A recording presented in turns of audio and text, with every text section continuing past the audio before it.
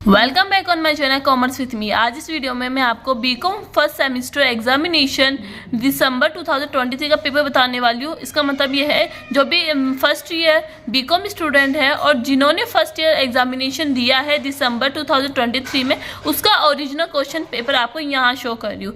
ये original paper show क्यों कर रही हूँ? क्योंकि अगर आप नॉन कॉलेज स्टूडेंट्स हो, जिससे आपको थोड़ा कुछ फ़ायदा हो जाए कि इस बार कौन कौन से क्वेश्चन आए हैं। क्योंकि जब आपकी जून जुलाई में आपके पेपर होंगे तो आप इजीली इस पेपर को एनालाइज करके आप ये पता कर सकते हो कि कौन से क्वेश्चंस आने की चांसेस है। तो वीडियो को लास्ट तक जरूर देखना, ये वीडियो बहुत ही ज़्यादा यूजफुल होने वाली है।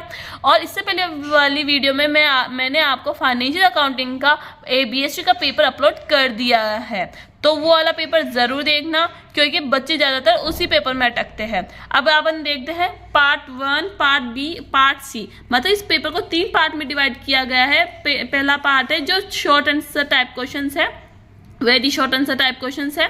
पार्ट B है आपका short answer type question. C है आपका डिस्क्रिप्टिव, जिसमें आपके न्यूमेरिकल्स आएंगे ज़्यादातर। ठीक है, अगर आपका ABST का पेपर है। अगर आपका थ्योरी का पेपर है तो आपको थ्योरी मिलेगा जिसमें आपको डिस्क्रिप्टिव करना पड़ेगा। तो आप देख सकते हो पार्ट A 20 मार्क्स का है, पार्ट B आपका 20 मार्क्स का है, पार्ट C आपका 80 मार्क्स का है। ऐसे टोटल होकर आपको पूरा पेपर बनाया 120 मार्क्स का। और आपको इस 120 मार्क्स को कितने घंटे में करना है? आपको 3 घंटे में आपको ये पेपर करना है।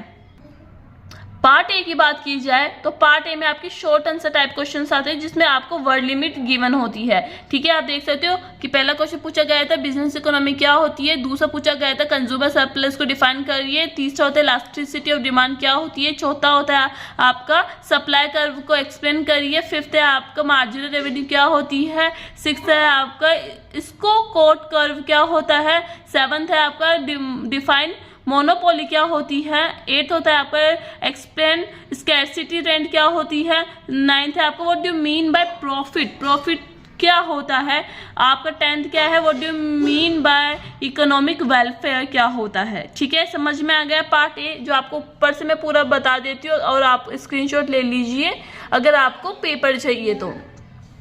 ठीक है, देख लिया आपने। अब पार्ट B पे चलते हैं। पार्ट B आपका शॉर्ट आंसर टाइप है पर इनमें वर्ड लिमिट थोड़ी ज़्यादा है पार्ट A के अकॉर्डिंग। तो इसमें पहला है what do mean by marginal utility क्या होती है, लॉ ऑफ डिमांड क्या होता है सेकंड का, थर्ड है आपका डिस्क्रिमिनेटिंग मोनोपोली क्या होती है, फोर्थ है आपका what do mean by minimum wages क्या होता है, न्यूनतम मजदूरी कितनी दी जाती है मतलब क्या होता है। अब ये हो गया आपका पार्ट B। ठीक है, पार्ट C की बात करते हैं। पार्ट C में आपको और में क्वेश्चंस आ जाते हैं जो आपके नॉन कॉलेज स्टूडेंट्स वालों के आते हैं। नॉन कॉलेज स्टूडेंट मतलब जो आपको पहले क्वेश्चंस आते थे, 5 क्वेश्चंस आते थे, उस 5 क्वेश्चन में से आपको कितने क्वेश्चंस करने पड़ते थे? आपको 10 क्वेश्चंस आते थे, 10 क्वेश्चन में से आपको 5 क्वेश्चंस करते थे। पर इस बार 4 यूनिट आती है, 4 यूनिट में से आपको क्या करना पड़ता है? आपको 4 क्वेश्चन करने पड़ते हैं और में आपको ऑप्शन आ जाता है। ठीक है, तो इन क्वेश्चनों को आपको बिल्कुल से रट जाना है क्योंकि नॉन कॉलेज स्टूडेंट्स के लिए ये वाली ज़्यादा इंपॉर्टेंट होने वाले हैं। तो आप देख सकते हो फर्स्ट क्वेश्चन क्या है आपका, the role of business economist is important in business decision. क्या बिजनेस इकोनॉमिस्ट का रोल जरूरी होता है, इंपॉर्टेंट होता है क्या बिजनेस डिसीजन लेने में? ये एक्सप्लेन करिए। और में क्या है कि law of diminishing margin utility क्या होती है, इसके एग्जम्पशंस बताइए। ठीक है, मतलब इन दोनों में से आपको जो भी क्वेश्चन आता है उनमें से आपको एक क्वेश्चन करना था। ठीक है, यूनिट नंबर 2 की बात की जाए, यूनिट नंबर 2 में इंडिफरेंस कर्व क्या होता है, इसके कैरेक्टरिस्टिक्स बताइए। और में पूछा गया था डिमांड फोरकास्टिंग क्या होती है, इसके डिफरेंट मेथड्स बताइए। इन दोनों में से आपको एक क्वेश्चन आपको करना था। ठीक है, देखो पहला क्वेश्चन आपको और दूसरा क्वेश्चन है, इन दोनों में से आपको एक क्वेश्चन करना था। ठीक है, यूनिट नंबर 3 की बात की जाए, यूनिट नंबर 3 में आपको परफेक्ट कंपटीशन से आप क्या समझते हो, how is price and quantity determine, कैसे प्राइस और क्वांटिटी डिटरमाइन की जाती है उसे एक्सप्लेन करिए। ठीक है, और में पूछा गया था how is price determine under monopolistic competition, price कैसे डिटरमाइन की जाती है मोनोपोलिस्ट कंपटीशन में। यूनिट नंबर 4 की बात की जाए जो आपके लास्ट यूनिट है, जिसमें आपको पूछा गया था कि बिजनेस साइकिल को डिफाइन करिए, इसके अलग अलग फेजेस बताइए, बिजनेस साइकिल के। और में पूछा गया था नेशनल इनकम क्या होती है, इसके मेथड्स बताइए कि आप कैसे कैलकुलेट करते हो नेशनल इनकम को। ठीक है, आई होप आपको समझ में आ गया होगा। फिर भी मैं आपको ऊपर से एक पूरा व्यू बता देती हूँ कि पूरा पेपर क्या आया था।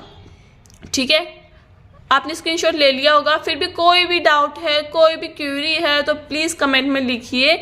मैं आपके लिए ही यहाँ बैठी हूँ, बस आपका वेलफेयर हो। आप किसी को पैसे ना दो कोचिंग जाने के लिए, आपको सब कुछ यहाँ आपको इस चैनल पे मिल जाएगा। बस आपको क्या करना है, चैनल को सब्सक्राइब करना है। अगर आपको लगता है कि ये चैनल यूज़फुल है तो प्लीज़ चैनल को सब्सक्राइब ज़रूर करना, और इस वीडियो को लाइक करके कमेंट में ज़रूर लिखना कि मैम आपको आपकी वीडियोस अच्छी है और आपको और पेपर चाहिए फर्स्ट ईयर के, तो आप मुझे कमेंट्स में लिखिए। Thank you for watching. I hope आप लाइक ज़रूर कर रहे होंगे, और चैनल का आपका इतना अच्छा सपोर्ट मिल रहा है मुझे।